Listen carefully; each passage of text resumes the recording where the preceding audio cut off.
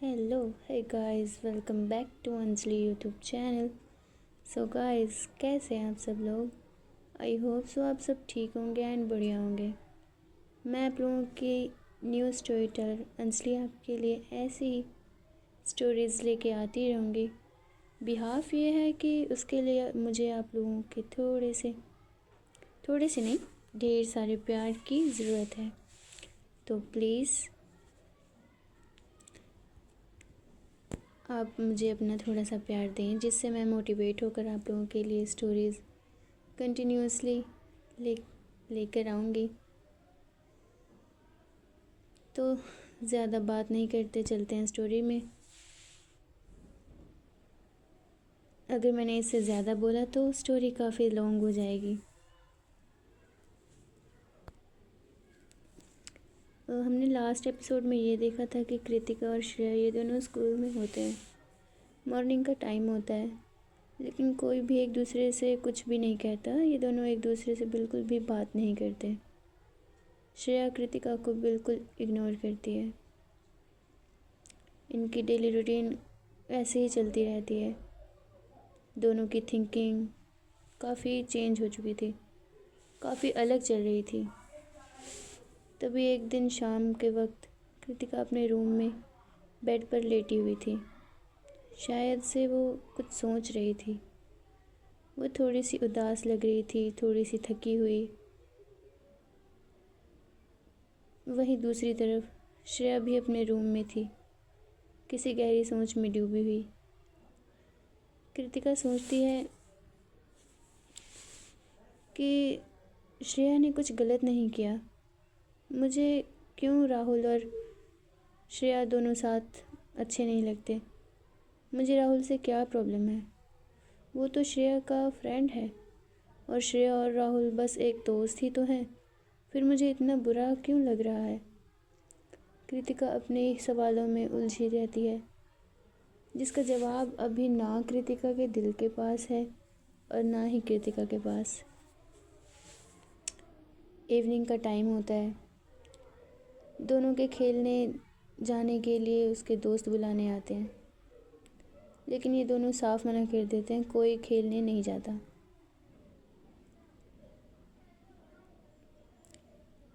ना कृतिका खेलने आती है और ना ही श्रेया। ये सारी चीज़ें उनके दोस्त भी नोटिस करते हैं। दोनों अपने अपने रूम में रहते हैं, कोई बाहर नहीं आता। दोनों के मन में यही चल रहा था, पहले वो बात करेगी, फिर मैं। इसी सोच में रहकर कोई बात नहीं करता, बस एक दूसरे का वेट करते रहते हैं। रात को डिनर का टाइम हुआ। कृतिका की मम्मा कहती हैं, बेटा आ जाओ, डिनर कर लो। कृतिका कोई जवाब नहीं देती, बस चुपचाप बाहर आकर डाइनिंग टेबल पर बैठ जाती है। उसकी मॉम उसकी तरफ देखती हैं और डिनर सर्व करती हैं।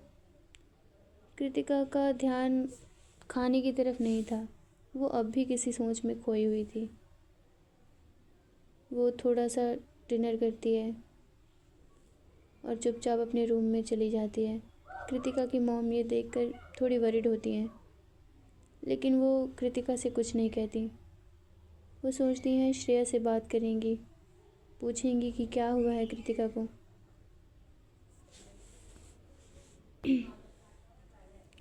कृतिका अपने रूम में आकर बेड पर लेट जाती है। कृतिका को देखकर लग रहा था जैसे वो किसी और ही दुनिया में है, गुम हो। उसके रूम में जाकर वो उल्टा होकर लेट जाती है। रूम में हल्की हल्की रोशनी आ रही थी, जो काफ़ी प्यारा व्यू दे रहा था। कमरे की वॉल पर छोटी छोटी स्टार लाइट, जो रूम को और भी ज़्यादा खूबसूरत बना रही थी। कृतिका की मम्मा उसके पास आती हैं और कृतिका के बालों को सहलाने लगती हैं। बालों को सहलाते हुए उसकी मॉम कहती हैं, बेटा क्या हुआ है? तुम हमसे शेयर कर सकती हो, परेशान मत हो, सब ठीक हो जाएगा। लेकिन कृतिका उन्हें कोई जवाब नहीं देती और अपनी मॉम की गोद में सर रखकर सो जाती है। नेक्स्ट मॉर्निंग होती है। कृतिका की मॉम उसे स्कूल जाने के लिए उठाती हैं। कृतिका का मन स्कूल जाने का नहीं कर रहा था। वो आधे मन से तैयार होती है।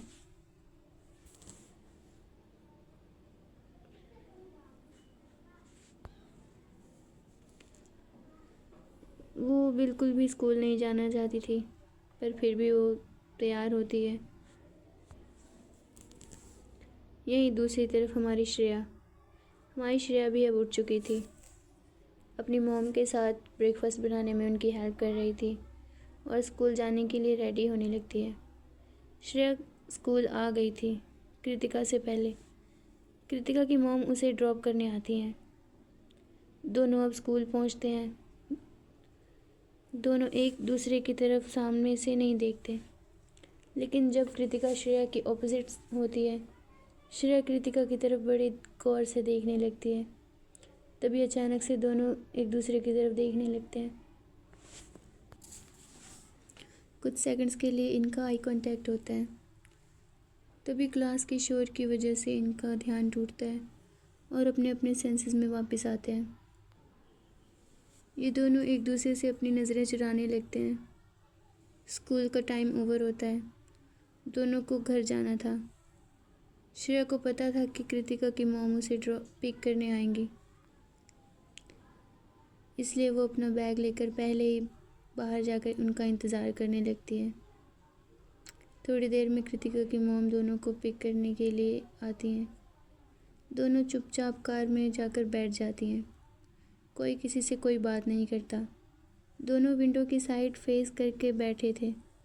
ये चीज़ कृतिका की मम्मा फ्रंट मिरर से देख लेती हैं, बट दोनों से कुछ नहीं कहती, कुछ नहीं पूछती। दोनों घर आ जाते हैं। ये दिन भी इनका इसी तरह से गुजर जाता है। घर आकर फिर से ये दोनों अपने अपने रूम में चले जाते हैं। ना कोई खेलने जाता है, ना कोई ठीक से खाना खाता है। कृतिका अपनी मॉम से ज़्यादा बात भी नहीं करती।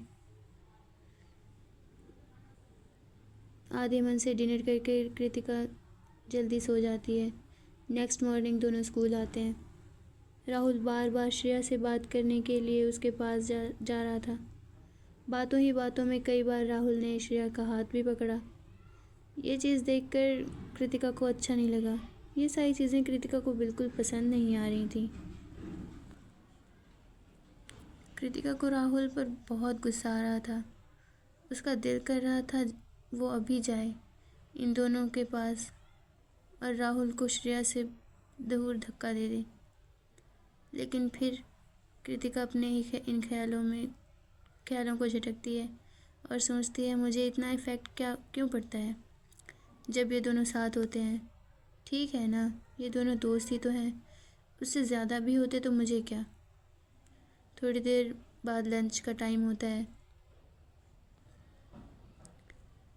उस टाइम भी राहुल श्रेया के पास आकर उसके बेंच पर बैठ जाता है। श्रेया मानो जैसे कृतिका को भूल सी गई हो। वो इस दिन कृतिका की तरफ एक भी बार नहीं देखती। सारा टाइम राहुल के साथ बिजी रहती है। ये चीज़ कृतिका को बहुत हर्ट करती है। स्कूल का टाइम हो जाता है। सब अपने अपने घर जाने लगते हैं। उस दिन कृतिका की मम्मा किसी काम की वजह से कृतिका को लेने नहीं आती। उन्होंने ये चीज़ श्रेया को भी नहीं बताया था और ना ही कृतिका को। श्रेया को यही लगता है कि कृतिका चली गई होगी।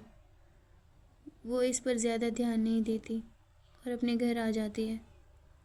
वहीं दूसरी तरफ जो कृतिका होती है वो वहीं स्कूल में होती है। स्कूल की छत पर अपने पैर लटका कर बैठी थी। उसने अपने कानों में हेडफोन्स लगा रखे थे और सॉन्ग सुन रही थी। सॉन्ग सुनते सुनते पता नहीं कब कृतिका की आंख लग जाती है और वो वहीं बैठे बैठे सो जाती है। कृतिका को पता भी नहीं चलता कि वो कब सो गई। शाम को जब कृतिका की मॉम अपने घर आती हैं तो देखती हैं कृतिका अपने घर नहीं है। वो कृतिका को आवाज़ देती हैं। उन्हें लगता है कि शायद कृतिका अपने रूम में होगी, लेकिन कृतिका का कोई आवाज़ नहीं आने पर कृतिका की मॉम उसके रूम में जाकर देखती हैं कृतिका वहाँ भी नहीं होती।